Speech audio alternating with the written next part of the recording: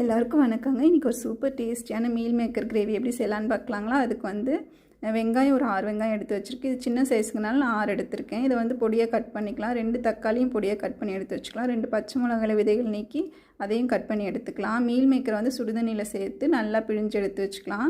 ஒரு பேனில் கொஞ்சமாக எண்ணெய் சேர்த்துட்டு நம்ம எடுத்து வச்சுருந்த மீல் மேக்கரை சேர்த்து 1 நிமிஷம் மட்டும் வதக்கி எடுத்து வச்சுக்கலாம். அதே பேனில் கொஞ்சமாக எண்ணெய் சேர்த்துட்டு நறுக்கி வச்சுருந்த வெங்காயம், தக்காளி, பச்சை மிளகாய் இதெல்லாம் சேர்த்துட்டு வதக்கி கொடுத்துக்கலாம்.